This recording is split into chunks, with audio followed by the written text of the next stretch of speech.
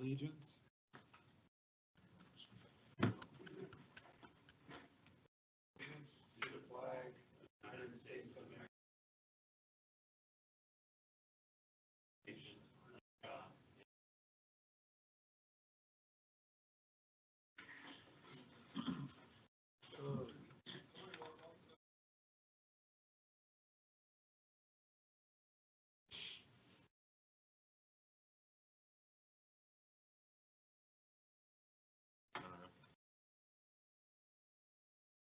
The upcoming track. And I've asked the landscaper bidders.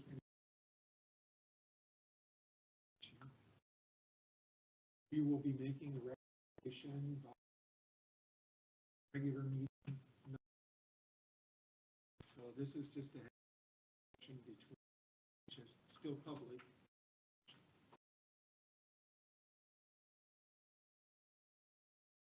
Start. My standpoint, really had an issue with Greenscape's the fact that it was and that not even in that we put in actually increase our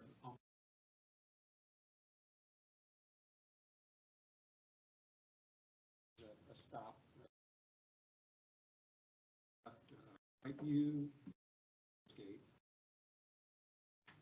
Might use contract bid approximately 30 less than Ameriscape. Held that price second year. Scape escalated.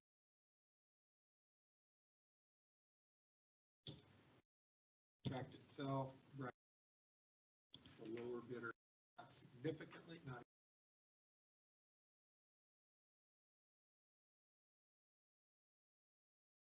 I also saw, it didn't look on their bid at the third. They have to do both. Right, then you get into the supplemental, which is not included. Supplemental, that's where palm tree trimming comes. Tree trimming comes in. So when we plants, they have the prices.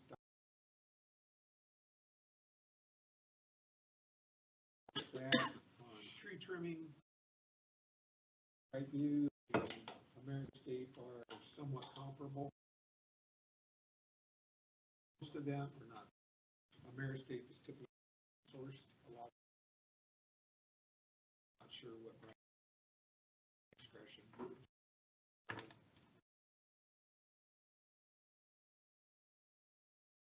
Sanctions of the GSCDP. The other area that I looked at was cost of plants. 3-gallon plant. Skate.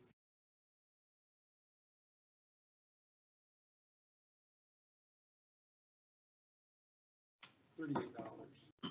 Right view is for we use a decent amount of are starting to use 7-gallon because some plants use.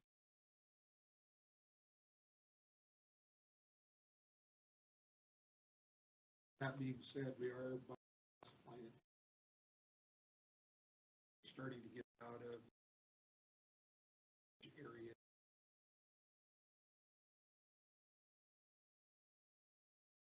This area is now deteriorating, so we need to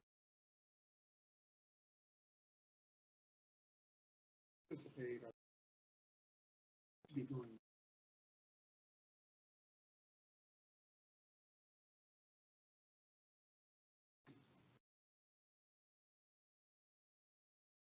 Comments, questions, Bruce?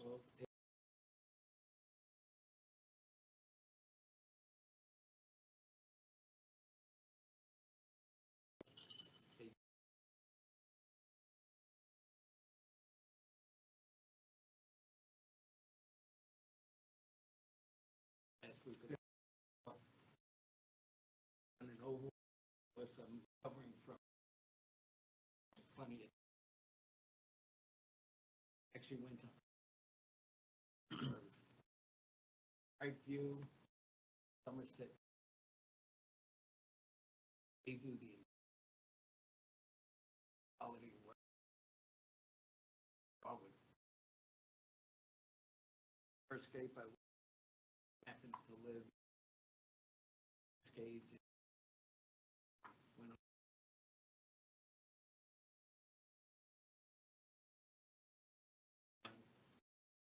same thing. Third would, I agree with both.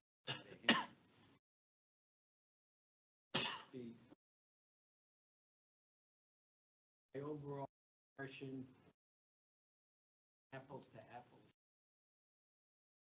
Quality of work is always to the name on the picture.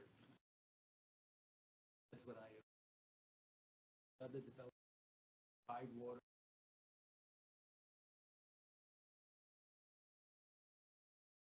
Is, yeah, there's blemishes caused.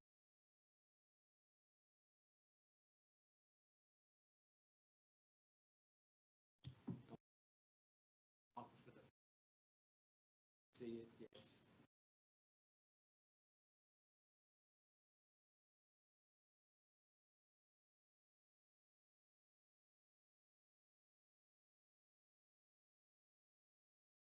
So I know.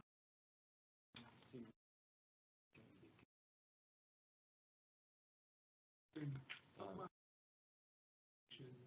To accept another bidder besides.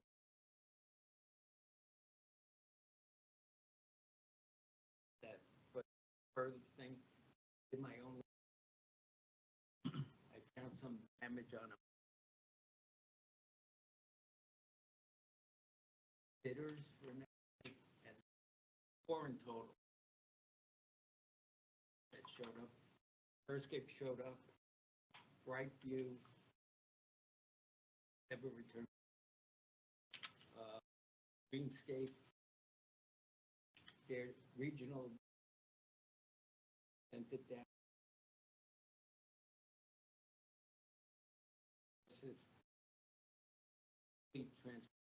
Firstcape was the only responded for nest damage by an outside. That's the only other. And question that I asked Randy to find. I want to call Brightview. Didn't notice. Mention if they were Toro certified. They were. Greenscape is.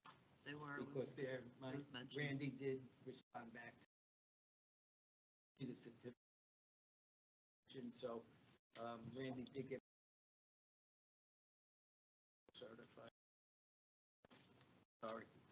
No, I just want to interject and just go over the brief like outline that I have for the meeting, just so that you guys are aware of that, and then I can address the irrigation question. So this is the Selection Advisory Committee meeting for RFP 2506 Pelican Preserve Landscape and Irrigation Maintenance. And then what we typically do is we identify everyone who's in the Selection Advisory Committee. So I'm Randy Pinal, the Contracts Manager, and I'll let everyone up here introduce themselves. Nathan Nally, the Public Works Project Manager. Tom Shaner from the Pelican Preserve Community Association. Bruce Blatt from the Pelican Preserve Landscape Subcommittee. Mark Eversman, Chair of the Landscape Subcommittee. Vince Pagetto, Pelican Preserve Subcommittee, Landscaping. Cindy Watterson, Pelican Preserve Landscaping Subcommittee. Susan Atkinson. Okay, and then Sherry Briscoe did join online right now.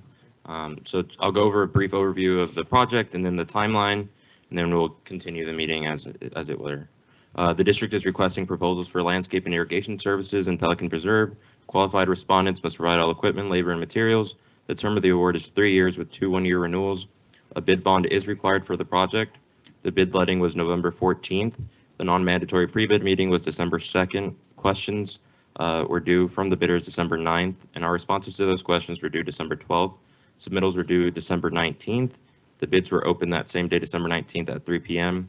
Today, this Selection Advisory Committee review is scheduled January 23rd at 9 a.m. The notice of intent to award is scheduled for January 27th, 2025, and the contract approval by the Board of Supervisors is set for February 20th. This is also set to be presented in front of PPAC February 13th. So the Selection Advisory Committee members received proposals and a workbook to assess each submission against the specified evaluation criteria. The purpose of the meeting is to discuss the reasoning behind each member's rankings and to recommend a proposer for selection based on their evaluation of the most advantageous vendors to provide services to the district.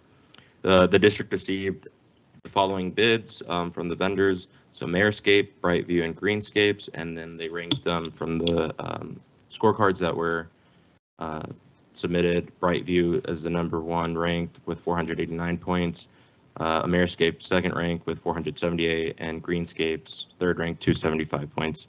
So at this time, I'll turn it over to continue the Selection Advisory Committee members discussing their scoring and make any appropriate motions. The SAC performed a review of all proposals and will discuss any recommendations moving forward to do during the regularly scheduled meeting at 30. I have a scoring question for Randy Yep. on behalf of Nancy. Take it over there. Can we modify the scores that we're given? No. That's why in all the emails that were sent to your district emails, they were supposed to be turned in on Tuesday at noon, and then there were 4 that did not submit any. All right, I just want to comment it for all of you, if you're not aware, Mhm. personal opinion, but I think Nancy was a little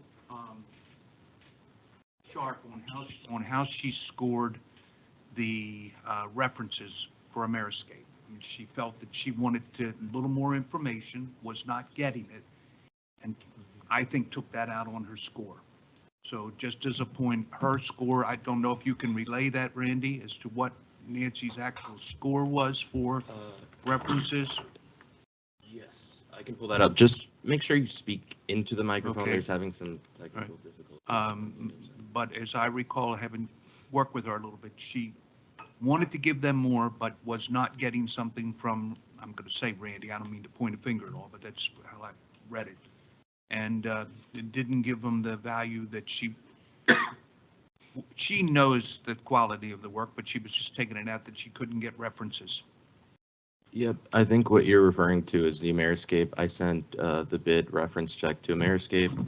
None of the references did reach out. There was one reference, which was Mark Eversman. In the bid package, there is a specification, the anti-lobbying clause, and also in the reference section to not reach out to district staff and by extension, Selection Advisory Committee members. So that's, I think, what she was addressing.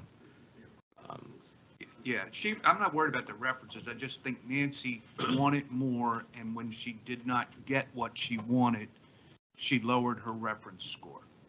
Well, this is Mark Everson. I was not even aware that they had listed me. I was not contacted to give a reference. I was notified after the fact that I was on their list. Perfect. All right, so this was Nancy's, and are you referring to Ameriscape, how she ranked them with the quality of Yes, references? That was- with the references, so she gave them 3 out of 10. Yeah. I think she I can't speak for her, but having talked to her a little bit on the side, I think she would have done more if she had been satisfied with some of her questions. And she just wasn't satisfied with their questions, even though she knows their work. Cindy Watterson, have a question regarding Brightview. Now, on their bid sheet, they do not include outside the gate seasonal color. Now, I know by Colonial, on each side of tree line, we have seasonal color. I think we got rid of the bed on tree line. Does that mean these will go away since they're not included in the contract bid? Were those supplemental? No, Pricing. they should be in the Yeah. contract. It's in the contract. Then that's something that at the Pricing time sheet. of negotiating, we can get back with them on those. Yeah, they put issues. NA for the whole line. And I just wondered, that was one of my questions, because we do have the annuals up front. Or we can clarify with them as well. As far as the irrigation and how those would be performed, any maintenance stuff would be maintenance or repairs would be done in accordance with the bid specifications. So whatever's listed there That's how they would handle that. This is Mark. Again, I think PPCA has the main irrigation in Pelican. Correct. So Ameriscape would still have that. Then Brightview will take over everything beyond that. Is that accurate? It sounds accurate, and that's one of the questions I think you need to, what's going to be the cooperation between the two? And I think that's something that maybe we can discuss during a transition meeting, if that's the recommendation that the selection advisory wants to move forward with a different vendor. That's your call, Mr. Chairman, but I see Mr. Hedges has got some comment on that. Any input is welcome. Typically, for the selection advisory meetings, there isn't any public comment. Okay. It's just a discussion. Okay. So if you do want to make any further discussion during your regular meeting, then that's something you could do. Yeah. This is Mark again, and the other question I had, which no matter who you choose, issues will come up. And a question for me is how they respond to those issues, because that ends up being a lot of the work that actually needs to be done is responses. So we've been working with Ameriscape on the ticket system, and my question that I posed to Randy was, what is Brightview's process? When you have questions or need a proposal, whatever, how is that handled? And Randy did some research, and it appears they do have something available online. Yeah, from what I saw online, it was very similar to what Ameriscape has now. It's just a simple ticketing system, and whoever you assign the user to report those would get those reports in whatever status it is that it's under. Because if we do select a new vendor, I would want something comparable to what we've already established with Ameriscape, where we can monitor their progress and see where we are in that whole process. This is Bruce. That was one of my biggest concerns in my testing. I did put in a call to Brightview several times and never received a return phone call. I tried to navigate the website, couldn't find a ticketing system, so that might have been my fault. But I thought that was a shortcoming slightly on Brightview's part. But here again, I've seen their work firsthand. One of their references that's listed for the Matarita 1 subdivision, I happen to play softball with. And I didn't realize that when I put in a call to the reference, and he saw me at a softball game and made mention that he was very happy with Brightview. So I'm in between as far as them getting back to us. Here again, I've seen their quality of work. It's no less than what we have now. Have we seen any differences with the new takeover of Ameriscape? This is Mark. I mean, since Javier has left, Yes. the response since Javier left has been excellent. We've been dealing with Fabian Senior. Makes a big difference when you deal with the owner. That being said, I know he would like to hire someone that would manage Pelican Preserve as opposed to him being the main contact, which does give me a little bit of concern. So this is Nathan Nally, Public Works Project Manager. I know he's been working with Brando and training him up to be that next person in charge on the day-to-day operations. But I've been working with him separately on other things. He has been quick to respond to different proposals for other work outside of Pelican. Just that's from my experience working with Ameriscape. They're very quick to respond. I'm in constant text communications with Fabian about other things. And I agree, Fabian has been fantastic. I mean, same day, next day service, but again, he would like to transition that to someone else, which. Yeah, I know. I'm just saying I know he's working on that, and it might be just a quality of work. He's not ready to turn it over just yet. This is Bruce. As part of my testing, I called on 4 vendors to try to fix that monument. And like I said, Ameriscape was the only one to respond. I met with Fabian Jr. there was no rush job. He said, let's take a look at everything you find that might need work. We rode around. I was able to negotiate some free plantings. For example, I found where some of his workers had done damage. He owned up to it quickly. He said, as part of my proposal, which I assume he sent on to Mark, as I said, just keep funneling everything up to Mark. He said, I'll replace those plants at no charge. That is certainly our damage.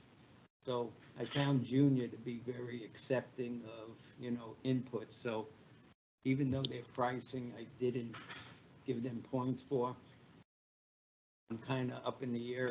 I'll be, I gave my votes pretty much to Brightview. The bottom line, Brightview had my total. But there's something to be said. We do know Ameriscape firsthand. That's where I'm in limbo as far as my confidence in my point system. I apologize for missing the email.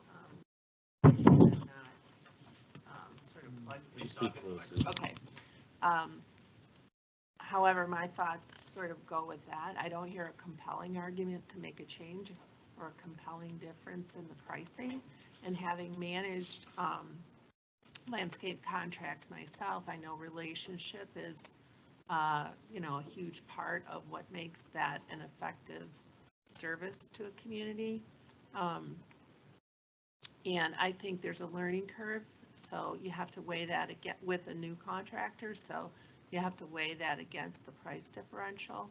So that's my only weigh in on that, is that it sounds like the relationship with Ameriscape is good. It's a known quantity. And there's a lot to be said for the history that the organization has with that vendor. So that's all I really have to add to that. Can I add that Ameriscape is PPCA's landscape?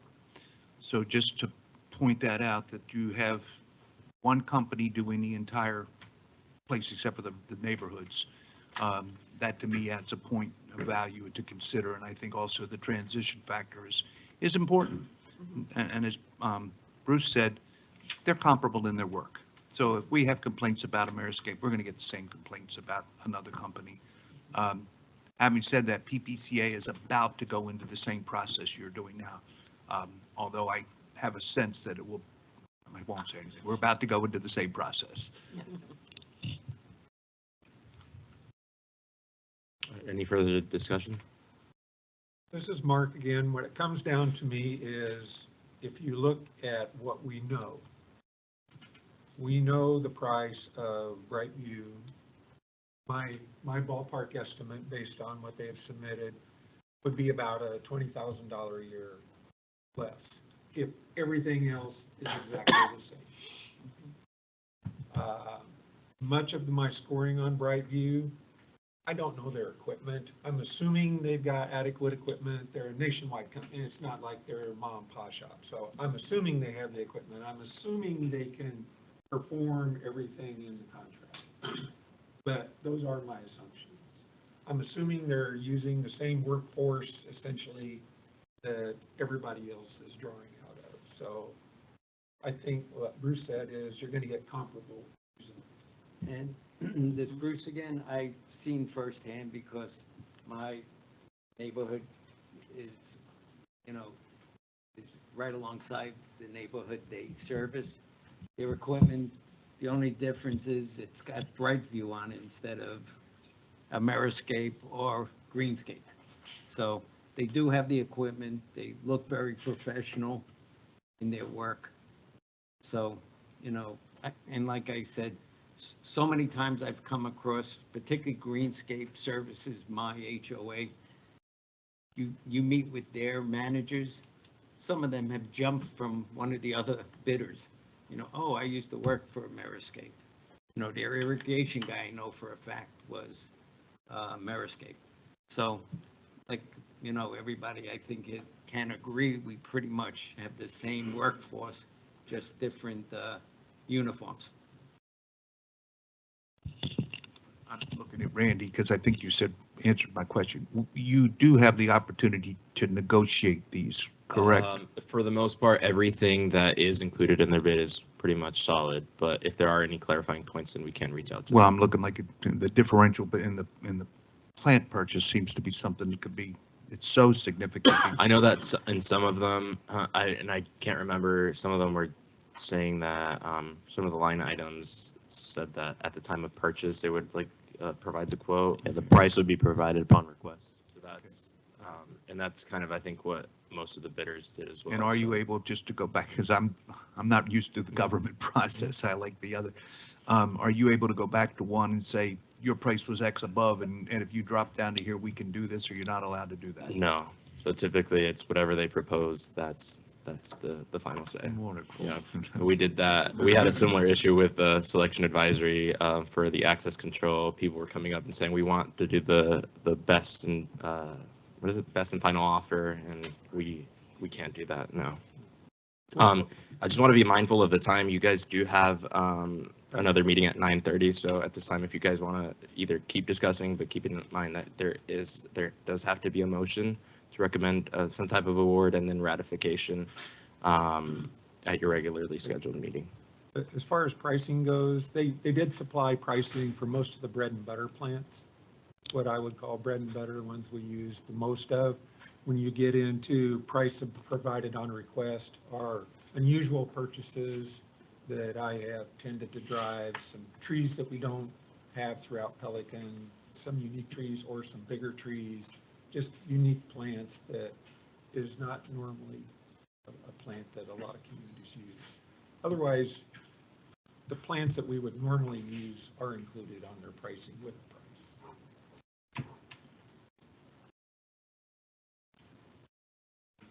price. Yes, so at this, typically what's done, it's, I say it's like I recommend a motion, but it's typically verbatim. We just need to recommend a motion to discontinue this discussion at this time and move into our regular meeting, don't we? So here's what I typically say. So recommend a motion similar to the following. Someone would make a motion, rank the firms as listed in the selection advisory committee workbook and authorize negotiations for entering into a contract with the top ranked firm.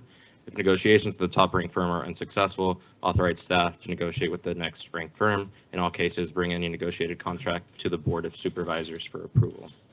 And that would be something that would be ratified during your landscape meeting.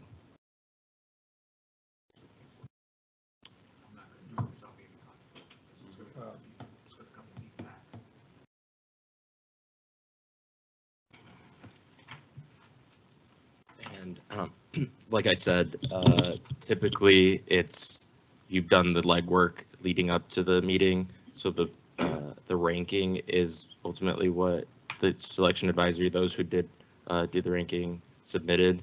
But if you do, if there's a difference in recommendation, then you'd have to provide some type of validation point. Do we need to have a As a quorum in the difference. ranking? I mean, it seems like, there are 3 people how many people? I think there was 4 that weren't submitted. But like I said, if there is a difference in the ranking, then at this time, this would be the appropriate time to make those motions. Does anyone have a strong opinion? Always. But again, I would like to hear it, because I don't want it to be myself just sitting up here doing this. I mean, this is supposed to be a group decision, so. Well, Cindy Watterson, we did go with a new vendor for the Christmas lights this year. And that felt almost like the time, the commitment that we had with the old vendor wasn't worth anything, even though we went to a better vendor. It was definitely a good choice. The same goes here. We have a 19-year-old relationship with Ameriscape. We brought them around. They've got better on their ticketing. They've came around. Do we disregard that relationship to go with a little bit of a price savings? Because as we said, it's 1 for 1. So, that's where I'm stuck. Do you go with the loyalty, or do you go with somebody new to try something new? I mean, this is a lot more major than Christmas lights, so It's, that's where I'm kind of in the middle. I'm going to have a hard time saying. And I don't have a lot of history with, relationship with the Mariscape. But I think relationship matters, and I think that new ticketing, there's a learning curve with residents, a different ticketing system, the communication around that. I assume it would be a different ticketing system for reporting. And I don't have the history to know what the community satisfaction is with the processes. My personal experience has been really positive with Ameriscape, but I don't know what other issues there may have been. I would like to see a greater participation in the survey. I think, half the committee or less than half the committee. Again, I apologize that I didn't catch that email. I'm not accustomed to this email system. So that's my only concern, is that not enough of the, if we're going to use the ranking as a decision-making tool, I think the participation has to be greater. Vince, yeah. Well, experience is priceless. They are, Ameriscapes are getting better and better in response. I do want to interject. So just the pricing is in screens in front of you. Sorry for interrupting. The initial cost of the term and then the total with renewal. If the committee isn't ready to make any decision, we can delay this until, well, the next PPAC meeting is on the 13th, so the agenda would be due on the 6th. Anytime before then, in case we do want to reach out to those other 4 members of the selection advisory committee to submit their scorecards, and that way have a more full picture. Or if you're ready to make a decision, then that's. I'm just trying to give everybody one last shot at it before we make a decision. I think we can make a decision. Okay. I just would like to hear from everybody one last time.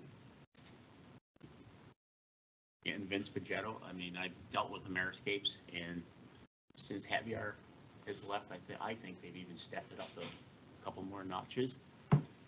And they deserve, the years of service is worth something. Brightview might be great, but if Ameriscape loses the contract, they lay off people, Brightview hires them. We've got the same people, same John Deere, same Skags, same weed whackers. This is Bruce. I'd have to agree with what's been said so Bruce. far. Bruce. Oh, sorry. I thought it was in that one. This is Bruce. I based my recommendations on apples to apples, okay? In all honesty, I never hid the fact that I wasn't a fan of Ameriscape under Javier. I didn't think he was very receptive to much of our concerns.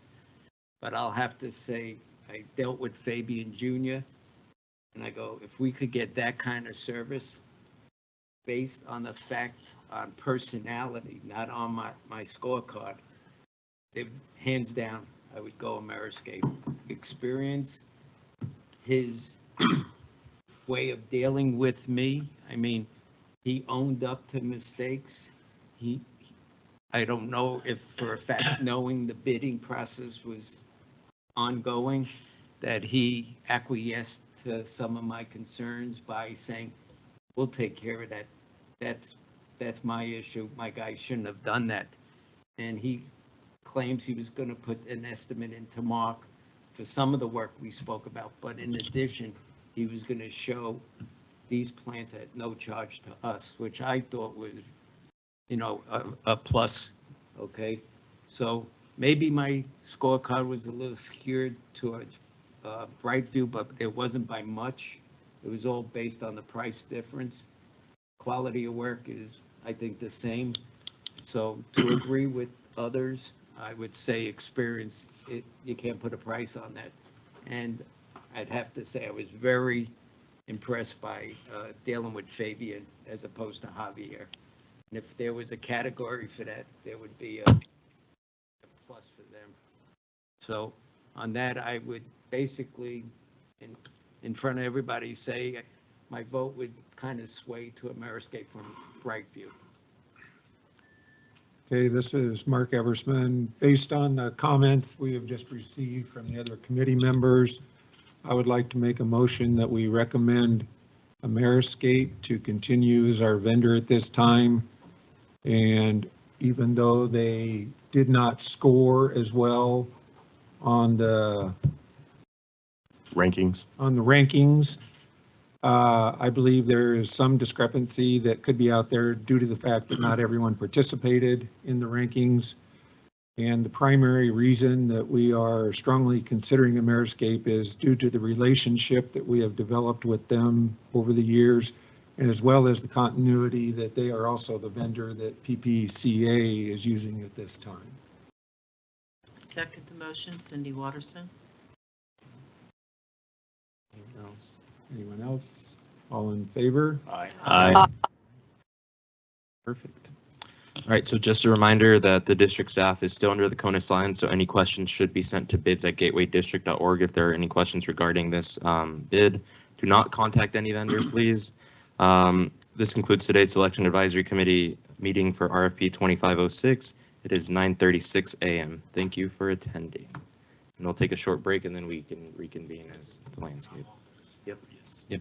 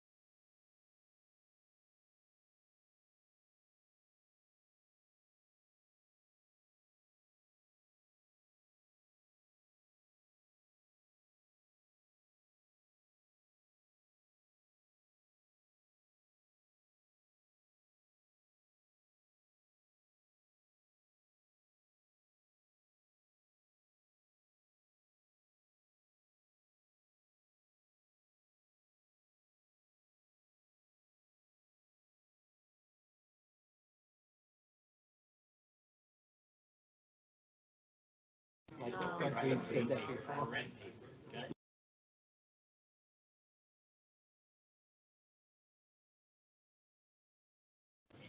Well, you can just All right. mute it down without making it a So color you're saying switch, you know. Yeah, Um, it's just like, lights. Yeah. you didn't mention. Oh, I thought it looked great. All right, we'd like to go back into our meeting. Actually, start the new meeting for our regular monthly meeting at this time. Call to order. We already did the Pledge of Allegiance. I Correct. think we can roll call. Susan Atkinson, Cindy Waterston? Vince Paghetto. Mark Eversman. Bruce Black. Nathan Nally, Public Works Project Manager. Now is Sherry Sheriff Briscoe. Bruce, And Sherry Yes. still.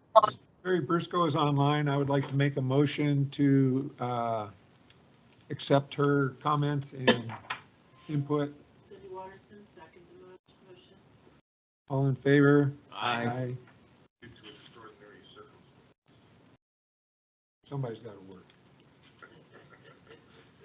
All right, next up is public comment. I think we have some. All right, we people- have two public comments. First up, Marty. Marty Mantonfeld, PPAC member number 4, and also Monticello neighborhood.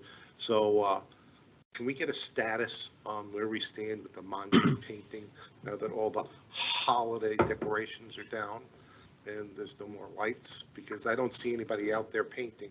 Is it too cold to paint now? Right now, yeah. They are expected to resume that. I will talk to Peggy Hall, who's kind of managing that for us, and see if they can put a priority on that. All right, my second part of my public comment is I've listened to your debate about the contract for landscaping. Why can't we have a unified Pelican Preserve? We've got all these neighborhoods that have all different contractors. Why can't, at the president's meeting, we get them all together and we get one bid for Pelican Preserve? All the neighborhoods, all the HOAs, PPCAs, and we have one united Pelican Preserve bid. You can work on that. If you would like. That is above my pay grade at this time. All right, thank you. That's All right. end of my public comment. Other public comment? Next public comment is Maxine Hansen. thank you. I'm Maxine Hansen from Trentino Estates. First of all, they are painting my Trentino Bridge. They started 2 weeks ago, and due to the inclement weather and the temperatures being so low, they couldn't paint. So hopefully they'll be back there on Monday, but I think it was Alex or Mike. Mike was working on the bridge. That was just a comment. I wanted to talk about the Villa Trentino Monument replanting, but I don't think we're at that subject yet. So do you want me to hold off on my comments? Yeah, well, this is public comments. so Okay, well, I mean, I printed out the sketch, and somebody did a lot of hard work on it. Looks very nice. My only comment was, we're putting in blue dazed flowers on both sides of it, which is great, because the green blue rug juniper is so high, you could hardly see the bottom of the name. But then they decided to put a 15-gallon purple lily, which is probably going to stand up pretty tall. And the back half of Villa Trentino Monument has a lot of golf cart traffic that cuts across that street. So I was just wondering, want to keep it low. Then they're going back with blue lily of the valley. I just wondered if the whole island or monument area might be too much blue. And then at the end with the Larope grass, love it. I just thought we should maybe go a variegated Larope grass. Just, I know Sherry Briscoe, who's online, is actually working on a little bit different design and taking into some of your considerations. So what was presented at the last meeting, I think, is being revamped. Updated, Yes. changed. Okay, And I she just didn't will- want to have too much No. blue. No, and she will find or bring to us a different design. I think it really, she has a nice layout. I Okay. just wanted to tone down some of the blue. Okay. That was all. And I told her I would be very willing to help her. Okay. Okay? All Thank right, you. thank you. Any other public comments at this time? All right, moving along, approval of the October 24th minutes. Does anybody have comments regarding those minutes? No questions or comments? At this point, I'd like to make a motion to approve. I'll second. Susan Atkinson. All in favor, say aye. Aye. All opposed? All right, we will approve those. The November meeting minutes, does anybody have questions or comments regarding the November meeting minutes? Barring none, I would like to make a motion to approve the November meeting minutes. Oh, second. All in favor, say aye. Aye. Motion passes, minutes approved. Financial report summary. Can you call that up, Nathan? Yes, sir. Just a December one would be fine. She sent November the and December December. one? Just call it December, please. Basically, we have money. We're not spending our budget or getting close to it. So at this time, I feel comfortable where we are. Does anybody have any questions? I mean, the holiday lighting is now done, so we have finished that, and I have approved that final payment. Can you remind me what's the fiscal year for? Fiscal year starts in October, Okay. October 1st. So the top item is obviously, that's just the contract, that's set in stone. Everything you see below that, for the most part, is the supplemental stuff that I was talking about, where it's not included in the contract. Much of it has to be done, but we do have over $250,000 of somewhat discretionary to improve the community, replace old plants and things like that. So the amount encumbered, I assume is like commitments. Correct. We're going to pay it, just hasn't reached that time Right. yet. Question, Vince Pichetto? Yes, Vince? We don't use it, do we lose it? No. Because they As did, you will see at the bottom, there is a reserves. Now, when I do say that, there is a potential that if, for instance, Ponds needs to do some bank restoration work that was not in their budget, and there is a chance that we could lose our reserves that is down there to Ponds. I don't have a problem with that, because in my opinion, even though they reduced our budget from previous, we're still not going to hit our budget. And so we will end up with funds left over this year. And as long as it's not causing us issues where I'm counting on the reserves, if somebody else can use them inside Pelican, then so be it, as opposed to them needing to go out and find another income source. I mean, it's all coming out of Pelican dollars, so. Cindy Waterston, did we need to vote on that when they move money from our budget to another committee? PPAC does. PPAC technically owns all the budget and just distros it and They allocates just it to. let us think. Yeah, they let us think we had some. Does anybody else have questions regarding the budget? No. Okay. Board recommendation consideration, this is where we make an official at this point. Yes, official motion to recommend whichever firm you're. At this point, I would like to make a motion that we reward or recommend rewarding Ameriscape with the contract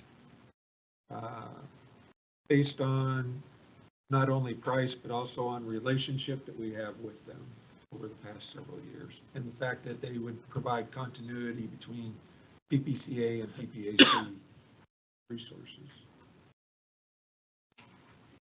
Cindy Waterston, I'll second the motion. All in favor, say aye. aye. Opposed?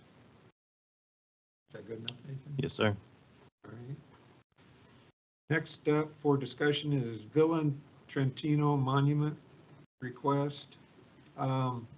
We did discuss this briefly at our last meeting, and Sherry Brusco did have a design that had been given to her from the landscaper. I did have some concerns with the design that was presented, and she has agreed to rework the design. This monument, I would like for us to go ahead and pay for out of our budget without getting a formal request from a community, because this represents several communities, and I would like those communities to use those for their own monuments and cul-de-sacs and things like that, where this money, to me, as you come into Pelican, it's representing not just those communities, but Pelican as well, and it does not look good. The juniper is becoming grossly overgrown, and I'm not a fan of juniper. And I would like to see it redone so it gives a good impression when entering Pelican Preserve. Question, Vince Pagetto, are they limited, because it's multiple communities, are they limited to the 2,500, or can we go over? That monument would be limited to 2,500. Okay. But again, I'm proposing we pay for this out of our discretionary budget. So I'm not going to ask a community to come forward to pay for it, which would come out of our budget eventually. Basically, it takes the one community, it does not force one community to take this on. Cindy Waters, quick question. What line item does it come out of? It would come out, I'd have to go look at there's it can come out of two. It can come out of R&M, other landscape is the big catch-all, or we could take it out of the plant replacement program, which, again, we have Plenty. enough funds to take care of that. Cindy Watterson making a motion to pay for the Villa Trattina monument out of our budget line items versus the community, the HOA. And I would like to also add on not to exceed $2,500. Not to exceed 2,500. Vince Pagetto seconds it. All in favor, say aye. Aye. All right. Community standards impacting district assets. This one I'm not familiar with. That's something, this Bruce, I brought up. I don't know if you realize the master HOA just implemented a new policy of no, golf cart sales on common areas, etc. Here's a prime example of if you bring that picture back up. There was a golf cart for sale at the corner of Cypress and Pelican Preserve Boulevard. In the past, there might have been some friction with KW acting quickly. I put a call in to KW knowing that this policy had been put into place, and that posting was on that cart within a half an hour of my phone call.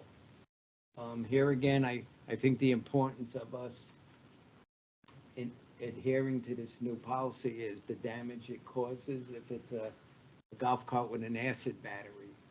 What will be next for sale? Will there be cars sitting on the side of the road with for sale signs? Aesthetically, I think it looks bad. I also, for example, I think all these for sale signs don't do much for ingratiating people to our community that are sitting out on tree line, but that's a whole different thing. But my point is the aesthetics of it, the damage that they could be, could be done. I've seen carts there sit for over 24 hours, so it's not a temporary thing. So I think we as committee members, and since we've divided up areas of responsibility, we should be watching out for our own areas, that we don't become an open flea market within Pelican. So that I think is very important. And now that we're getting cooperation from KW, let them enforce the rules for us.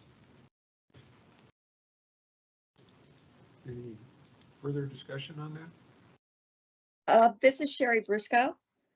Could you Bruce? come up to the microphone and speak? I'm sorry. This is Sherry. Can you hear me? Yes. Okay, great. Thank you.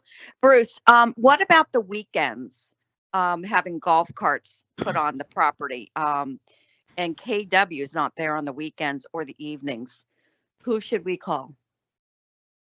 That's a good question. I don't even think KW has an emergency number. The only number I think we have for KW is somebody, the management of flip-flops, I think, or one of these managers. So maybe that's something I could go into KW and address. The only other thought too, on the golf cart, they should have a registration number. Maybe we could take a picture of it and them in the location that they're at over the weekend. And maybe they could send them just, you know, a letter stating that we're not allowing that. That's a good, That might be an option, is what I'm thinking. yep, no, very valid point. Thank you. Oh, you're welcome. Thank you. I agree in this because there was another one here over the summer that was parked for weeks right behind the gatehouse on Pelican and right where you go into the preserve. And everyone was up in arms about it. Maxine Hanson, I was just agreeing with her. That was the second golf cart that, because I turned by Villa Trentino, it was directly across the street where everybody stops at a stop sign, the first stop sign into Pelican. It was parked at the, going into the preserve, and it was there for like weeks, and it was for sale. That is correct. Thank you. Yeah, Joe? Is this really a landscape issue, or is this something that should just be passed on to the culture? Well, I think Bruce brought it up as a landscape issue because they are parking on our area and potentially doing damage to those areas. Sprinkler heads, possibly too. Yeah. And what I observed, I saw the couple put the cart there, and there was no regard for the wet grass that was there. And if I hadn't gone back later to check on how it got resolved, I went back there with a rake and try to correct the damage they had done on the wet spot. Don't we have the same issue with golf carts that are parking around the preserve so people can walk through it? Official parking areas there? Absolutely, but again, that is not our area of responsibility. If they park by the road as you're coming in, they park golf carts there to walk down into the preserve, and that is our property. I've never. I guess I seen haven't that. observed that. I have not seen that. They park I've seen golf carts parked there. right off to the right where the road We did is. put in an official parking area by the preserve. There's mesh on the, Yeah.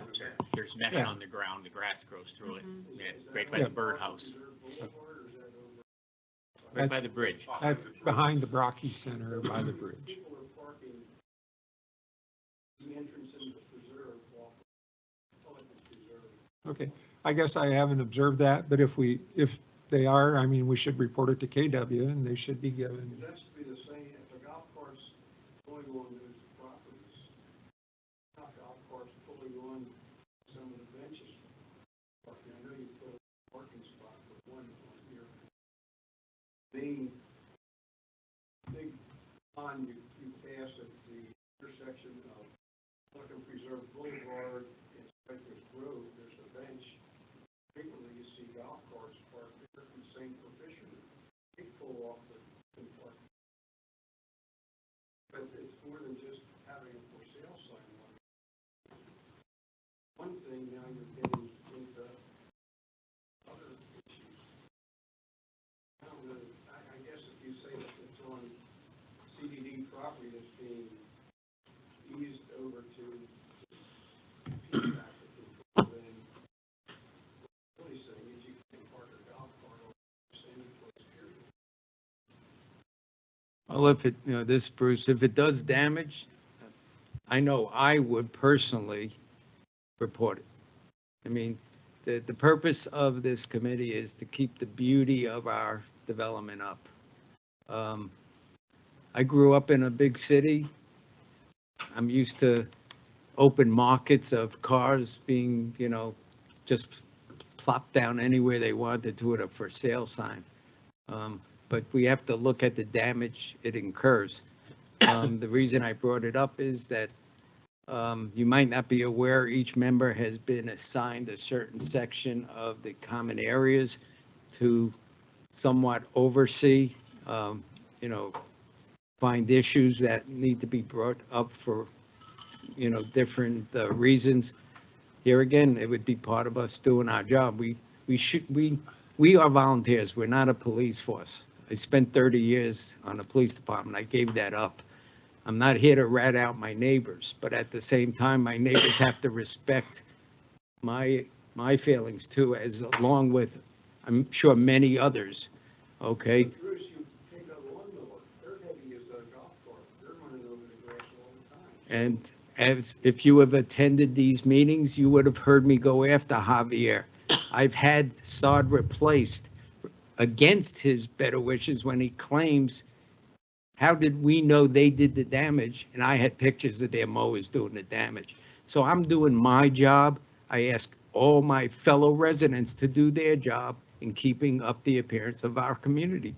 That was the whole point of what I wanted to bring up. I would suggest then that you've made your statements here and that should go now their action. I agree, and it was at their last board meeting, I think in December or maybe even November. That's how I got wind of their change in policy, that they would notify the owners, and I tested it. Well, that's PPAC, not a PPAC.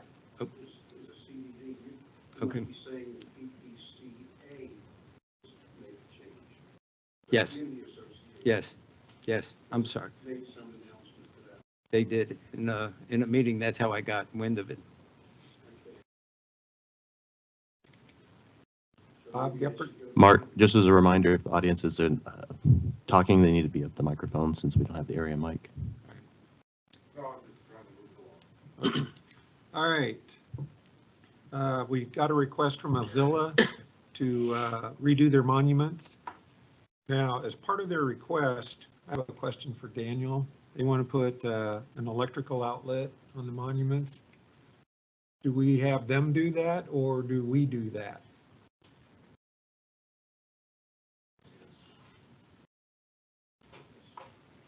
For what purpose? I assume lights or something. I don't know. They've just requested to add lighting or outlets to the, which they've only requested $900 to do the landscaping and add outlets to both monuments. If they can do that, we need to find this vendor. And Daniel Potter, Public Works Director. As long as they have a certified electrician, and they say and he licensed. is.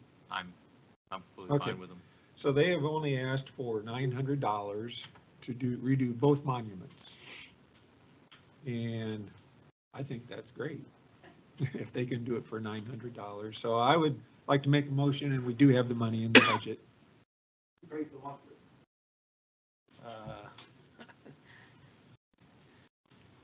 This is Ed Hedges, PPAC.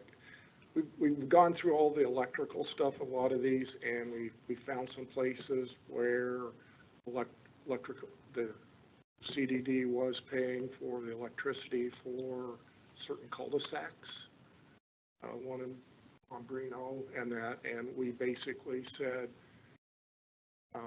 neighborhood association, you have to take that over. It's not providing, you know, it's, the electricity is being provided for the HOA benefit, not CDD benefit. Other neighborhoods have actually installed their own electric meter to provide lighting and stuff in the cul-de-sac. So you're kind of getting into a gray area. I know it's kind of insignificant. It might be for the monument for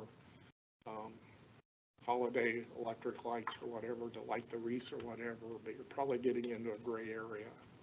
I agree with you. Yeah, so it's, So at this point, to be consistent, we do not allow private entities, which we would consider an HOA to be a private entity, to tap into our electrical system. So at this point, I would approve the landscaping part, but deny their ability to add outlets because they would be adding outlets onto our system. Is that, That sounds right. Bob has a,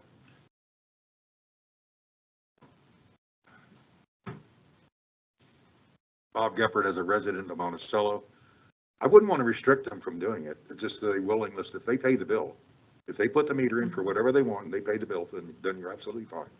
Again, I think I used to work for a power company. I think it's going to be cost prohibitive for Absolutely. a little outlet. That's what Breno to got put in. in And by the way, all of our holiday lightings are battery Right. on the Monument Hill, so they're not Right. in there. Okay. So I would like to approve up to $900, but I will let them know that at this time, they cannot add their own electrical outlets onto our facilities. I'll second. All in Susan favor, say aye. Atkinson, sorry. Aye. Opposed? Pelican Preserve entrance sign project. Well, this is Bruce. I think we could expedite this one. Originally, we spoke about finding a vendor to look into painting the center portion of the monuments in the front.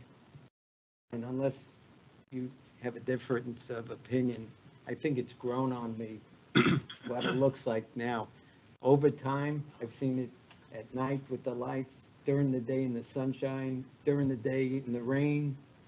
I think we should leave well enough alone. It really, in my opinion, doesn't look that bad. I'm also the one who brought it up, thinking we could find a resolution of painting the tile. I think in time it may cause us a bigger headache. It really doesn't look that bad, in my opinion, and this is solely my opinion, that we save the money. I believe it's going to be 2,000 plus, and I think this issue should be dead in my mind. Cindy Watterson. Oh, it's even more. I agree. I think we should leave the travertine stone as is. In a couple years, we're going to be painting it. And it's going to be probably what we want to have. So I'm in agreement with that Yeah, as well. and I had seen the estimates, and I, again, have all this time on my hands. So I went into different stores, the Sherwin-Williams, and everybody thought I was nuts to attempt it. Because the bottom line was they felt in years you'd have to do it again, as good as the quality of the job. So, and it really doesn't look that bad now that I've seen it. So I think it presents the entrance well, and let's just leave well enough alone. I agree. Any further discussion on that? No, but as a side note, there are some lighting issues that I'm working through up there around that entrance. Everything is lit except for two lights, and of course, they're the ones that really directly shine onto the Pelican Preserve insignia there at the entryway. An electrician has been notified, and we're working with them to try to get those lights back up. So just Thank you. everybody's awareness that that's happening on the other side of the house. Quick question, Vince Pagetto, about the two little ponds that have the upright fountains. Mhm. I know we put new pumps in. The one on the right, the water's this high. The one on the left, the water's much lower again. Ponds is aware of that and has put in a request to get that corrected. Okay. They're having an issue with one of the pumps. Now I can sleep. All right. Moving along, damage to monument landscaping, Prado Pistoia.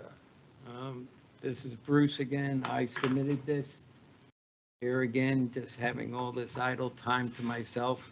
I got on my golf cart because I couldn't fit in my car. And as you could see from the picture, what had happened, I was familiarizing myself with the area that I was assigned. I went down into Pistoia, just driving around, and saw a mess at the very end of Pistoia. I got out to take that picture. A homeowner came out whose house sits opposite it and told me the story. There was a new resident moving in. The moving van needed to go around the monument to get out and took half the monument out. That was just one example. It led terrible, tread marks into the monument. I went back a week later with Fabian to show him, to get an idea of an estimate of what it would take just to clean it up, not do major replanting. And the whole Pistoia subdivision had been mulched that week in between me seeing it. It really didn't look that bad, but there's still need for plants there. Some foxtails were destroyed. Here again, Mark, I don't even know the name of that plant that was destroyed. It would be minimal, so I thought, just being a committee that does have the best interest of our community. I don't know the homeowner whose moving van it was. The guy who spoke to me couldn't single out the home it came from. So there's no one we could turn around to and say, you got to make good on this. So I think we should consider getting an estimate for this, which I thought might have been done by this point after speaking with Ameriscape. I just look for approval to get the work done. This is Mark.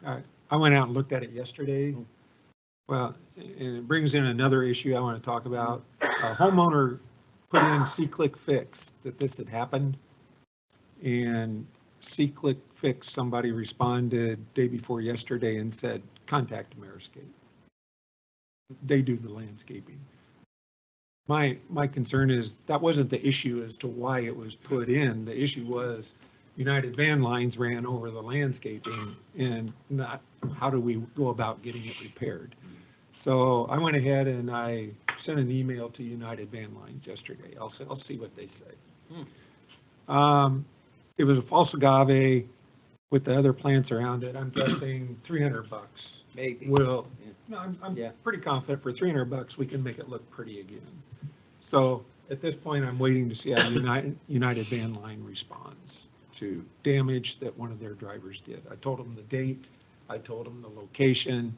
So I think they will recognize that it was one of theirs. And now I asked them what their policy is regarding repairing this damage. So I'm waiting to hear back from them. I got the cursory, yes, we got your request, and we will respond to it later. So this is being addressed. When I went there, I expected worse based on some of the emails, and it's like, wow, you can't even tell where it was. Yeah. There's a plant missing, obviously, but the mulching definitely helped. Oh, big time. So big time. we're working on that one. Christmas light decor 2020. Yep. Daniel, what is the policy of the district, like when we damage the guardhouse? That's something that the district staff should be notifying, right? Sorry. If someone damages the overpass of the guardhouse, Mhm. don't we seek retribution or remuneration? Yes, Would this be any different? as long as you can prove it. Well, As it's pretty long obvious. as long as there's somebody that, If they contest it, that's a different issue. I but mean, I would pick your battles on dollar signs. Obviously, the building structural damage versus a few plants. Well, I'm agreeing in the scope of, Yes, I agree with you. but It's- nevertheless, something that came out on the letterhead of the district would have more merit. Not to say they won't do it for you, but that ought to be automatic over here. Okay. I would like to see how they respond, Yep. and not to be critical of the district, but I don't want to spend money with the district if I can get it taken care of with an email on my part. Absolutely, I totally agree. However, you want to set the precedent that the burden is over here. And I do understand that, and if it had been significant dollars, I would have gone that route. Hopefully United's going to step up and do it. Yeah, hopefully they will. We'll But see. I didn't hear anything over here that said we had ownership, and they do. Again, I was disappointed with the response out of C-Click Fix that go talk to your landscaper. Well, that's the other one. Secret, they should have responded better to call American. Yeah. So this was actually a directive put out by you, Mark, for me to redirect them immediately to Ameriscape for landscaping in previous meetings for Well, you landscaping have- items. You have given them to me before. Oh, you get them as well. I So did not see this one at all. okay, yeah.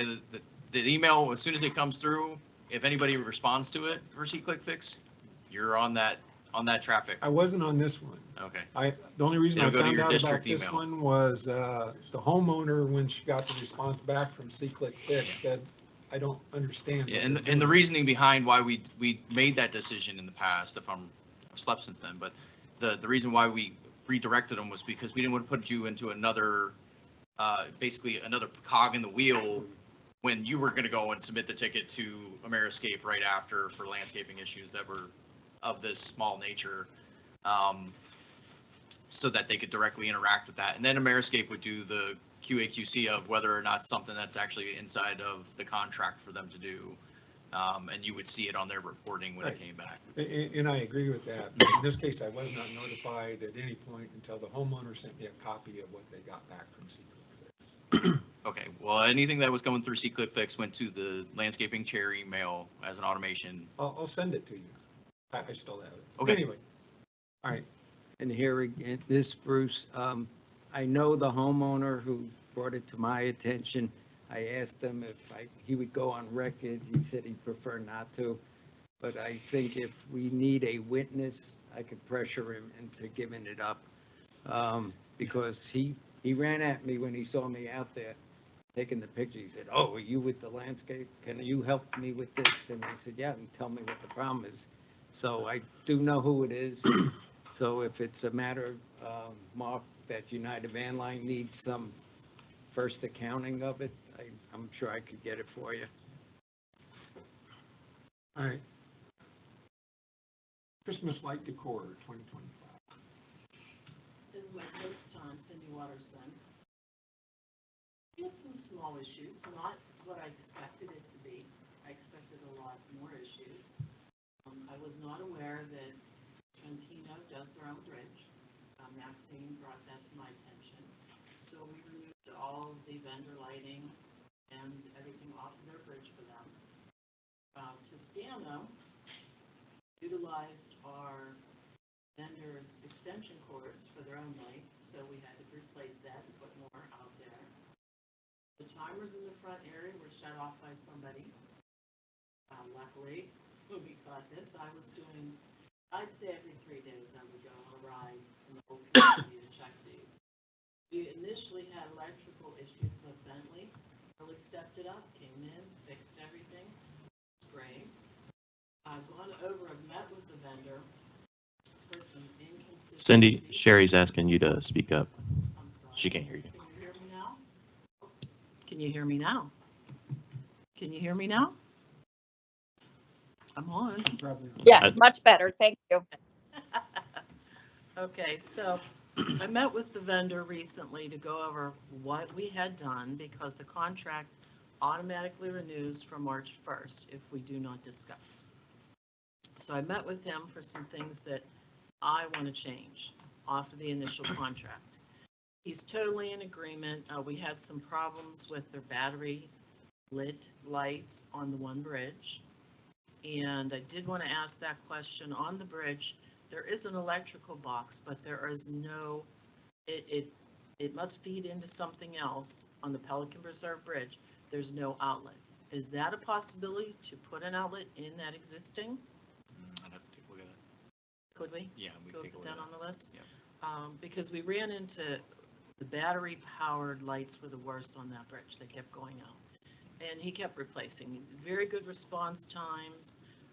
We ran out of bows, so I was making bows for the community. So next year we won't have that problem.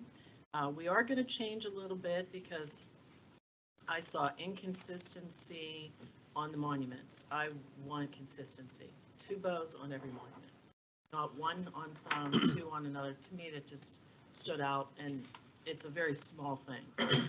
They did go above and beyond on some of the issues, which was great. We are going to change the contract according to my conversation with him. So for my question, do I need to retype this to send this to Gateway? A modified? Right here. Is it already on what you're seeing on the screen? No, that's the one from 24. Do you need a modified one for 25? Yes. The amount is I'll not need, changing. I'll need an amendment, Okay. All right. even so- if it's just to capture the amendment for official record keeping. So I'll be able to hold them to that contract stipulations. They are Cindy, looking, this is Sherry. yes? Hi. I went through the front area. I noticed that the bows were different. There was some of them that sparkled. There were some that were plain velvet red. Is there any way that we could put in the contract that they need to all be the same and Yes. not the bright red sparkled ones that look really, really cheap?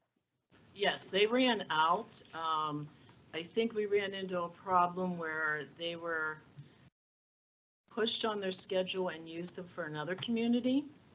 That has already been addressed, and it is one of the items on the new contract. Okay. And a second question is can we see if they can have brighter lights on the monuments? They were so dim in yellow. It was really hard to see the lights on the garland. That's our only option. That Okay. is our only option.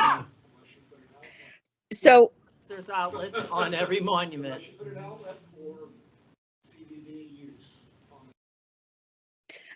my only, because they could get bright white lights, because the lights that they were using were like a dim lights. All the lights warm. Okay. I noticed that the garland on the bridge on Pelican Preserve Boulevard, none of them were fluffed up. They look like they just threw them up there. Okay, we didn't have garland on the rails. We had swags hanging on the pillars. Yes, and that's the ones I'm referring to. Okay. Okay. There needs to be a quality check. I mean, it's $25,000. I expect it to be beautiful. And to me, it looked a little hodgepodged. And there was no quality check there in my eyes as, an owner. I'm trying to think what else. I went through. I think everything else was good. The lights through all the monuments, as soon as they were out, they were there checking on them and replaced the batteries. So those were the only couple things that I had. The only other thing, when they do the lights and they wrap them with garland, is there any way we can light the ones up around the gatehouse and also put a bow on the top of them? They just looked silly because they just put garland up. There was no lights, there was no bow, but just garland. And on a black lamp post, it just, Each lamppost that had garland did have a bow, but they do not put lighted garland on the lampposts.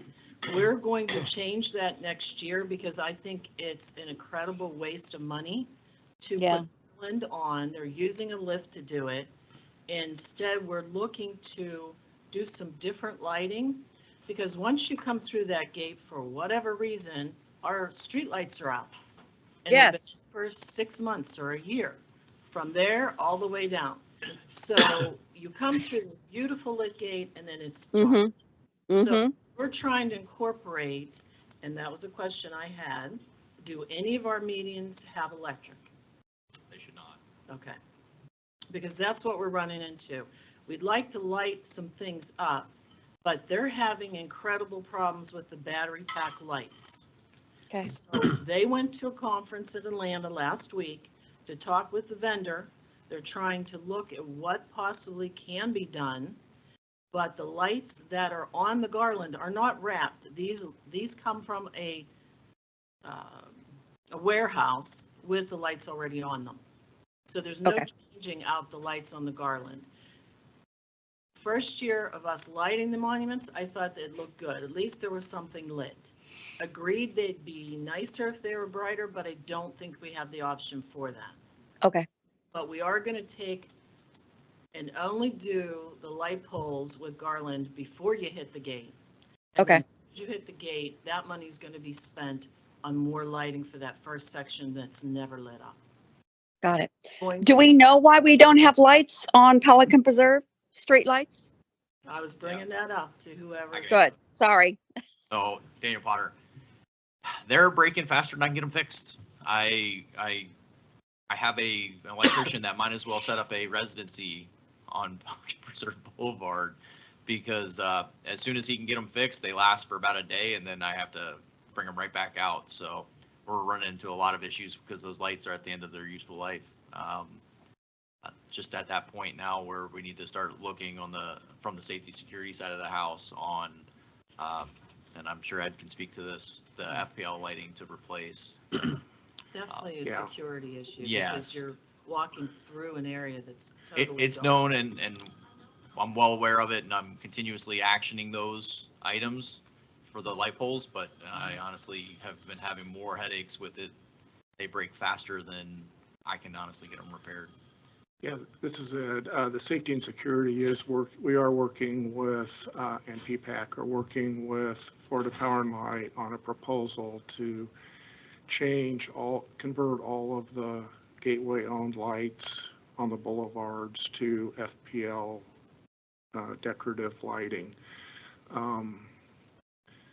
That probably won't occur until sometime the summer of 26, according to their schedule, if we sign a contract fairly soon. So all those, we'll have to fight these issues with the lighting, but the electrical system that feeds those lights is old and corroding and falling apart, basically.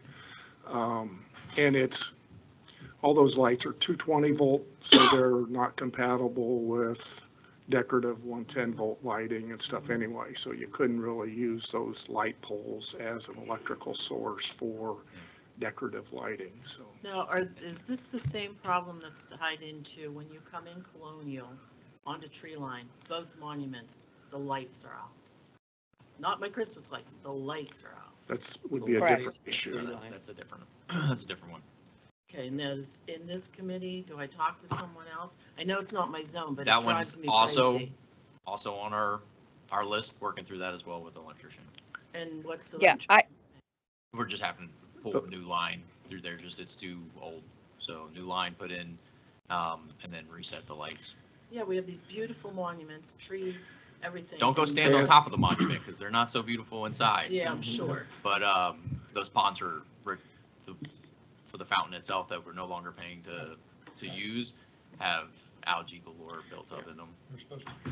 They're Those monuments and the lighting would be the landscape committee's responsibility. Okay. Just so you're aware, the district we do have getting estimates of what the value of that property is, because the district is looking at potentially selling those two parcels that those monuments sit on. At the corner of Tree Line and, Colonial. Yep. so This is is there pro- any way we could put in solar lights for now and not do the expense of the wiring and all that? I mean, I just hate to see that we're going to wait months and months and months for a decision whether they're going to sell it or not, and our front monument lights are not on. yeah, What other options can we look at I'm to with get Sherry. I'm light working up with there? the electrician to get the lights fixed there. Okay, Solar panel powered lights are not powerful enough to really light that monument. And I would highly suggest against wasting the money on them. okay. So we're going to make that a priority to get the lights working out there? Yeah, they're on my priority list. Okay, great, thank you. Ed, with what you're working on with Power and Light, you mentioned what we currently have is 220. Is the new one going to be compatible with 120 to have a receptacle at the bottom of the light pole possibly? Those will be Florida Power and Light owned lights. I understand that. I used to work for utility and you could get a Oh, I know. receptacle at the bottom of them. I don't know Okay. if they allow that. Okay. We just- can ask. So that them. was actually provided by the utility though. Yeah. Okay, just a question that. Well, that's a good idea. Lighting going forward. Correct. So it was brought to my attention as well, for the monument lighting, our normal monument lighting is drowning out the garland that's lit and put on top. So suggestion was made to put some cellophane covers on that to tone them down, to make them pop more on the top of the monuments. Now, I know Bellagio does it, but I'm not sure, is that something that I'm allowed to go do? Bellagio does it and I've actually gotten complaints about it. Oh, yeah, yeah, it's the color. yeah, Like if you Yeah. toned it down and you could keep it white, yeah. I it think would it'd be fine, like maybe there's a cap you could put. I think you have to put like, I don't know what the like a little fixture looks. cover. Yeah, they're square. You just would have to put So like like a, if there was one that was like hair frosted bonnet or glass something or on it. something So- like that, that would. You're looking at this during the. This is Sherry. Yes. Aren't we changing those lights out to LED? Yes, Most of them have been changed out. Yes. It might be why they're so much brighter. Excuse me, I've got to run. I'm going to leave this in Nathan's capable hands Okay. here to finish out the meeting. They got a safety and security meeting that I got to run all the way to Pelican for, so. Okay. Is the electrician you're using Bentley? Yes, correct. Okay, all right, Thank you. thanks. So with the changes, we're going to put forth a new amendment to the current contract. The money's not changing. We're just taking some of the lights that weren't used, trying to move them around on the boulevard to light it up a little bit more once you enter the gate. And I think that sounds good, and all the contracts should have to go through Randy and Yeah, Daniel. Randy, CC, myself, and Daniel. Okay. And I would like to commend Cindy for all the work she has done on this. And Thanks. it's much better than what it used to be. Thank you. She put a lot of time. Nice job. Thanks. Great job. So are we okay to move forward? Do we need a motion to? I would like to approve? make a motion to move forward with Cindy's recommendation for the lighting contract for next year. A second, Susan Atkinson. All in favor, say aye. Aye. So if you'll just forward that on to Yep. Nathan. That'll be in the minutes, and I'll put Randy on notice for that. He'll write up the notice, proceed to continue that contract. Okay. Next on the agenda is new plants and sod, and almost all of these are replacing plants that we have lost over the past few years. And I can run through this list and just let you know what I want to put in and approximately give you an idea of where. If anybody has any questions, then stop me and we can discuss it, but I don't want to vote on each one in particular. So if we could just do this as a grouping. The first one, I must tell everyone I went to Naples Botanical Garden again, so I Uh-oh. always get new Uh-oh. ideas, so. That's Uh, trouble. The first one is to replace a palm tree that we had on Pelican Preserve Boulevard. And we lost a flamethrower palm, if that means anything. And I would like to try a wine palm, has a very unique shape, is not a large palm. And these are all commercially available. I've already gotten pricing on them, so I would like to put in a wine palm there. On Cypress Grove, close to Julia in Median, we lost a tree out there. And I would like to put in a bridal veil tree, good bark, good color. I think we'll be happy with that. On Pond 36, years ago, a tree was lost there, never replaced. So there's a pretty wide gap in the foliage. I would like to try a bay rum tree. Again, good bark, nice tree, should do well. On Veneto Drive, right after you turn the corner, we planted 3 rainbow eucalyptus. The one in the middle snapped off. I was in hopes it would resprout. I'm not having luck with that. So we need to replace that. And I'm going to replace it with I would like to replace it with a tree called a violet tree. I saw it in Naples Botanical Garden. Really good color in the fall. And I think it'll just give us a nice change in that area. Over towards Ravenna, next to the conservation palm, we had a gumbo limbo that we had planted snap off. It's not resprouting, so I would like to replace that. In the median on Prado, we lost some jatropha, tree-form jatropha. I would like to replace some of those. We also lost 5 chenille plants. Chenille is not a plant we've used elsewhere in the community, but it's related to copperleaf. It should do fine. So I would like to try and replace those. I'm not trying to go after warranty on these because all they do is go, oh, the hurricane did it, which I could argue with some of that, but I'm not wanting to go down that path at this time. 6 plumbago, 3 out front where we had some, we lost 3. We also lost 3 on a bed in Cypress Grove. Gold Mound out front, I want to give those one last try. Some have been successful. They were too wet for a while. I'm hoping that we have remedied that. We lost 1 rainbow copperleaf out front, replaced that. That was the area that Vince did coming into the gate on tree line. I had 5 3-gallon Sanchesia planted and the rabbits mowed them down. So I would like to put in 5 7-gallon Sanchesia. It seems when you get into the 7-gallon, the rabbits don't bother them. I'd really like to start using more Sanchesia in the community for aesthetics. 5 firebush. I've never lost firebush to rabbits before, but down on Valentino and Pelican Preserve Boulevard, kind of a homeowner situation, but it is our responsibility. We planted new firebush and the rabbits mowed them down. So I'd like to put in 5 7-gallon firebush, which again, the rabbits should leave those alone. One other area is we lost 1 Panama Rose along Pelican Preserve Boulevard in a grouping. I'd like to replace that. Bruce brought up area of bad sod close to the Prado Matarita stop sign. I got a quote on that. It's about a half a pallet just to refurbish that area. And then along the fence, as you come into Pelican Preserve Boulevard, I'm looking more over at Sienna. The fence doesn't look the best in those areas. And I took a blue sky vine out of my yard and put it on the fence and it seems to be doing well. And I would like to put 2 more on that fence. They will run 200 feet. I mean, they will cover the Where's fence. that, Mark? As you're coming into Pelican Preserve Boulevard before you get to the gatehouse. On the Okay, right side is Sienna, and there's a fence there. okay. And I would just like to put some vines on there to give it some color and also some screening, make it look a little better. I'm gonna try 2 there, and if they do well, I would consider the other side of the road as well. Just to What give are us a they little- called?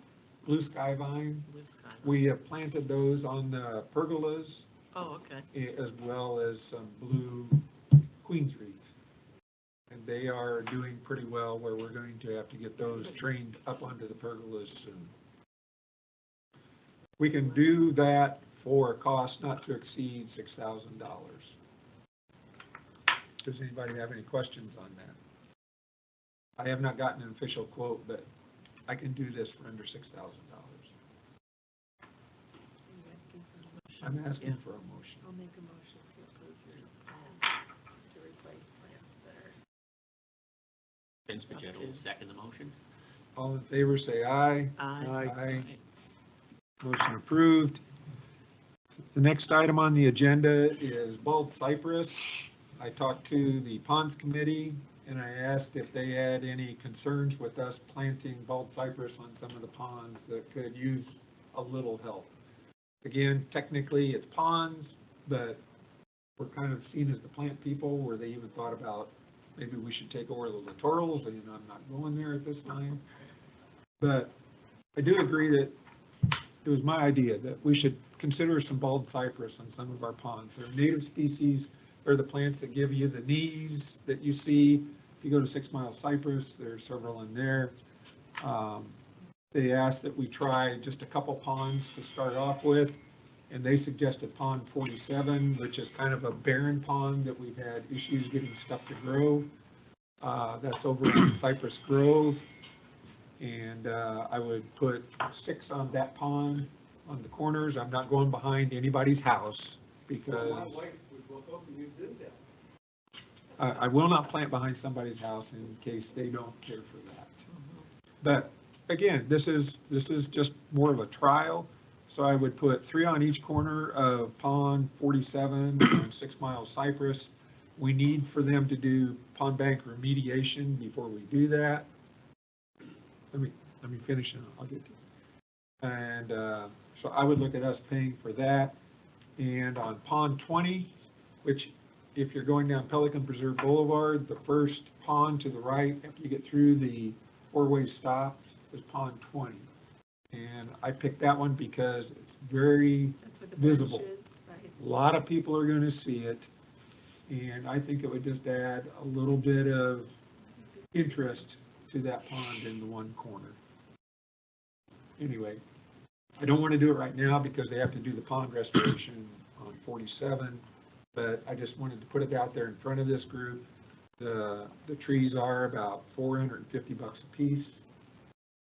And My understanding, they would be in the bank that will be covered by water in the summer, but it would be exposed now. And I would like to get it done before summer, so they're not planting in the water.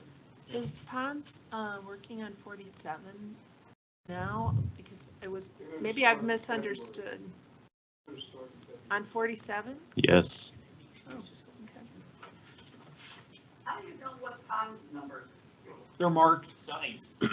Well, a couple of my ponds used to have the sticks coming out of the water with the little pond number, and they're gone. So I mean, if I look on this map, can I find them? Yeah, All right, yeah, good. they're on the I maps. just wanted to know. Marty, you had a, Does this impact any lake maintenance easement? to my understanding, In the no. water, no. We are allowed to Gateway plant, right now is having an issue where they're clear cutting trees around some of the. In the water, no, that's why I asked. this is considered littoral area. It's actually in the pond bank that is covered with water at times. Any questions? I do. Yeah. This is Bruce. Regarding new plantings and going back to Ameriscape and the time I spent with Fabian Jr., I had put a ticket in asking where we stood with, and I just realized I did get a response from them on January 7th at the area in question, right near that Bismarck along Prado, not far from that location of the sodding. They clearly state that Fabian Jr. included the Calusa on the proposal, and they're warranted. So Okay. I don't know where that email or proposal is missing, but they owe us some plans. So Okay. I don't want that forgotten, and I won't allow them to forget it. I know you. Now that I have it in writing, and I thought Fabian was my friend, but obviously he's not. So I just want to bring that up. If I don't see any action by the next meeting, I'll report that, and we'll go after him accordingly. Or you can just add to that ticket, True. and they do respond to that. No, they're very good with responding to their tickets. So just wanted to bring that up since we were on new plantings. That brings us to the end of our current agenda. Does anyone, We're not voting yet. what's that? On the Cypress?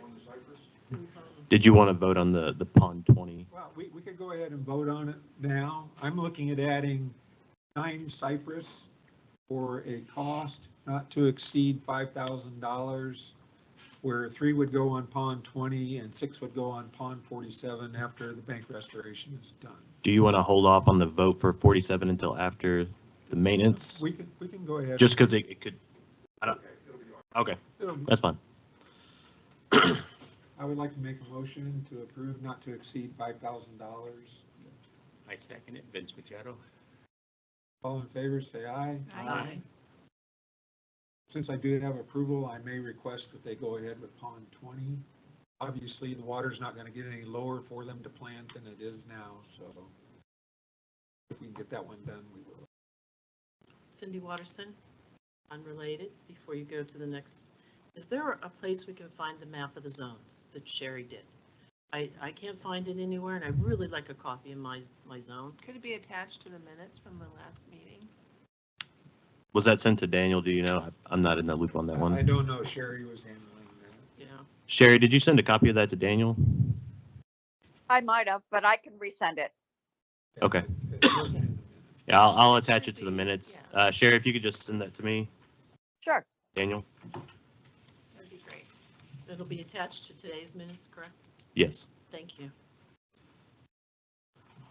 Maxine, Before you close, I'd like to ask a question. Water, power, and light, the electrical boxes are scattered throughout Pelican, and they're very unsightly.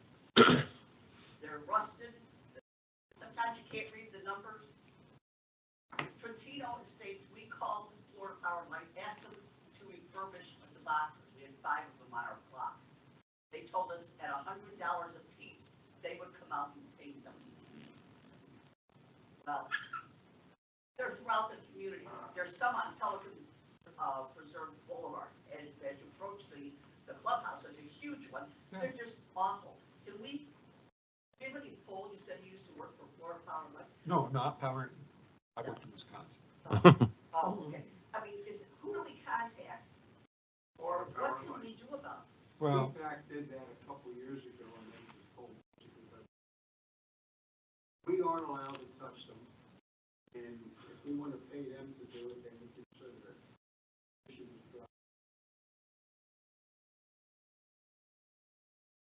They're beyond repainting. They're just rusting out. I approached Florida Power and Light personally and just said, this one on the corner of Cypress and Pelican Preserve Boulevard is rusting out. Where I came from, if we had one like that, it would be out of there in a heartbeat, but they just kind of said, we don't think it's that bad. And we'll take care of it if it is. It looks so nice, and then you drive down and you see these, and I'm sure they're in every community, you know, in the different subdivisions inside Pelican. Is there, are there requirements about landscaping around these boxes, or do you have to have a distance, or? Yeah. You need Okay, to so get that makes them more You put it in, conspicuous. they take it out. They're typically what happens on that is if you plant in front of them, they won't do anything unless they get into work on the box. And I don't blame them. I mean, they mow everything down that's in their way and do the work. But it could be there for 20 years before. So all I would say is if you plant in front of them, you better be very careful when digging, obviously, because, but I don't we plan have to, I planted just- in front of them. Some of the HOAs have planted in front of them. And whenever that transformer gets replaced, it's just mowed down, which I don't have a problem with. I just want the power back on when. Yeah. So that is something for us to consider. But obviously it would have to be light, Like a easily- grass or something like that. grasses, That could smaller be- bushes, nothing substantial. Yeah. And I told you I had a lot of idle time, so I came across a few more items. We gotta find you a job. Yeah, exactly. In a month, I'll be back, I'm at- just kidding. I'll be at spring training, so I'll be there. We, at the four-way stop going into town center, I don't know if anybody noticed, they did a great job with removing the staining, but it's coming back to one of the monuments on the southwest corner. They're staining on one I side, noticed so that. I don't know what's causing it. I didn't know if that was new or if that. That's new. It's new. Because I actually observed them doing it, and they did a great job, but it's coming back. It's so- moving through. But and looking at that location, I know Vince is kind of spearheading this, but I think it's starting to look unsightly in the pot. It looks like we're growing light fixtures at the monuments. Yes. We got to I get noticed those them too. lowered. I mean, I observe Facebook. I don't add to it much, and I think we need to say something. I do, but nobody's complained, but I'm waiting for somebody to bitch about it. I think it's Do the they drip system, isn't it, that's sticking out? That too, The the drip drip system, line on yeah, it one needs to side, be but the lights But are, but if we have the drip sprinklers there, then why is the Wonder if we have wall staining? just one sprinkler head that needs to be Right. changed. it could be something simple. Yeah, so I noticed that. Put in a ticket. Yeah. Seriously, put in a ticket to Ameriscape and just say it appears that one sprinkler is hitting the monument and we need that adjusted. Okay. They should take care of I'll it. take care of that today. And one last thing. I don't know if it was Chelsea or Laura, about 2 meetings, probably even longer, made mention that we as a committee, if annuals weren't being planted in the monuments, we needed to advise her. Here again, with me riding around, I found quite a few. I don't know if we're getting charged, but, like in Casella, for argument's sake, I didn't know, I thought that was part of my area, so I went in there. They have 3 monuments and, or 4 monuments of 3 get no annuals. So are we getting charged for that? Pistoia, Prado have 7 monuments, 6 of them get no annuals. So I think once we figure out for sure what our areas of responsibility are, we need to come up with a list, I guess, cross-reference it to what the billings are, because we might be getting charged for plantings we're not getting. Quite truthfully, annuals have been kind of a moving target because we eliminated them from A lot of places. from some areas. We've added a little bit more in some other areas, but their numbers don't change as far as the contract number, what we pay for them. So I don't know if anybody's actually keeping track of them or not, because somebody came up with a number to start billing on the contract. I don't know what that was based on, but we're not there anymore, but yet those numbers. Well, how does Ameriscape take instruction as to which monuments to plant annuals and which They've ones been not? told to plant everything except for inside the monuments at the four-way stop, Solero, and there's one other one, I can't remember off the top of my head. They were told, you don't plant those. And everything else you do. Everything else they're supposed to plant, but as to what is everything else. So when you go into the contract negotiation, we can specify that and make sure that's outlined, the proper number. Like put it on a map or something. Because so each it's- monument should have a number. Correct. Which it does. It can be identified that way, yeah. Yeah, every monument does have a That would be number. helpful to us too, so that we can check to see if. And just to give you an idea, my rough estimate is supposedly 36 monuments. A third of them have no plantings, of the ones I observed. I observed 11 without, so roughly a third. And that was just from the corner of Cypress all the way back to, Prado, Pistoia, Matarita, anything in that ballpark. So there's quite a few.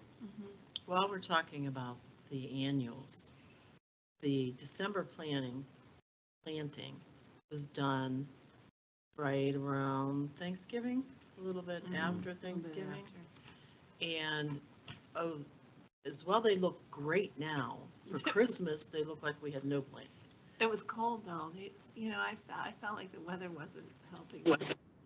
I think that we could maybe look at it, could we adjust that back A little bit, yeah. just a couple weeks so that, We could look, it's in the contract as Yeah. to when they're supposed to plant. Right, and again, that could be Special negotiated during the negotiations. contract, yes. And I don't think the contractor will have issue changing that a little bit. Usually they don't, as long as you give them enough heads up, because they have to Right. order ahead of Right. schedule and stuff. Right. Yep. There was some on Facebook about the fact that the flowers weren't. Perfect. Well, no, they weren't even open. They just. They weren't had- even open. It There had was been no cold color. and, they may have been planted in previous years at the same time and have been fine for the holidays, but this year in particular. I don't think it was the cold. I think it was the size of the plant. We can look into. Yeah. Cindy, I agree with you. There was no need for them to be planted so late in the season. They should have been planted well before the holiday season. And again, the planting times are outlined in the contract. Yep. So Now, we this is can- a goofy Yep. question, but are impatiens available Yeah. earlier? We'll be doing this They're all- at group. I mean, they're getting them from, I don't know where they're getting them from, up north, down here, but are they available 3 weeks, a month sooner? I know in So I would, in the Greater Gateway, we planted ours the last week of November, but we adjusted our schedule. It was supposed to be in October for the December, or for the winter timeframe. So we typically do it in the late October timeframe for the winter. So maybe we can. And then have you Frank- replant Eh. in January, February. Usually late February. This year, we're gonna adjust it to late February because we're kind of off schedule because we had some issues last summer during the rainy season. You know if they So- plant, this is Sherry. Why did you delay it from October to November? We had some planting issues over last summer. They planted a plant that didn't weather too well in the rainy season. So we had to adjust our planting schedule based off of that due to some issues we had with them thriving. Okay. And who has oversight over that? The Okay, Greater but- Gateway planting is myself. I oversee the landscaping contract. Okay. And do you physically go out to inspect it to make sure they're planting in the time that they had agreed to in the contract? I usually take pictures at least once a week, just to cover my own self. Okay, okay, thank you.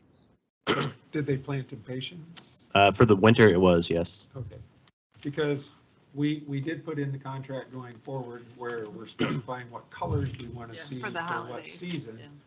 And in order to get the red and white for the Christmas holidays, the sun impatiens give you that best. Yeah.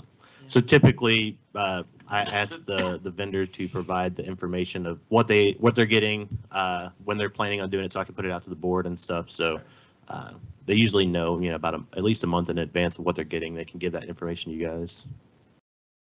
This is Sherry again. Not this one, but the last planting. They ended up planting the plants in the wrong height. Which the ones in the front grew higher than the ones in the middle. So who has oversight on that piece of it? I was given the plan. I said, looks good. They planted them and I said, what you said, not the right order. Right. And they supposedly went back to the contractor who actually put them in and were told that they would end up correct. And obviously they were not that accurate. And hopefully with the zones this year, it'll be better. So is that something that, since they didn't come back and change it, do we have to pay full price for it? We did. But in our new contract, is there something that prevents that type of error? If we call them on it quickly enough, they will react. The early identification is key, yeah. They have changed things before where I've notified them that they were doing something wrong. And that'll be important for the zones to identify early. Once we get our maps. Right. I just sent the maps in. Thank you, Sherry. I don't know if I have your email address, but I sent it to Georgia, I just Daniel, put it in the and chat room. most of the committee members that I know that are there. Gotcha. And I asked them to add it to the minutes, like Cindy asked. Gotcha. I put my email in the chat. Oh, okay. Send it to you as well. Thank you. I have one last question. Talking about irrigation in the drip system, how's that working for you? Because we talked about it in our community arena, and a couple years ago, Merscape's an issue, and those things get clogged up. I had them in the house and had no problem. Are they working good for you? Most areas are working well, and it's in the contract that if they need to be replaced due to plugging, they will replace them at their cost. They will pay for their own replacement. So at this point, I'm happy. The only place that I've seen that we have any kind of issue is on the end of Breno, where we always have an issue of it not getting enough water to really satisfy them. But otherwise, they seem to be doing fine everywhere else. I have a question. Did I ask this board the other day? The Southwest Florida Water Management runs lots of irrigation water. And they provide X number of gallons, develop and preserve the community, and X number of gallons. Is there, to your knowledge, a breakdown of how many gallons each community gets, or do they just decide to run for 5 minutes twice a day? I do not know that.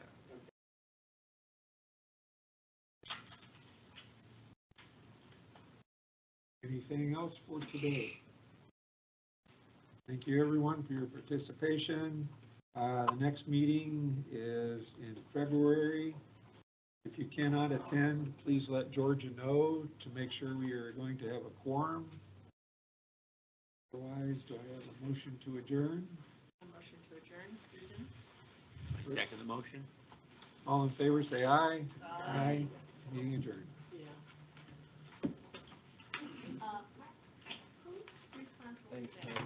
Thank you, Bruce.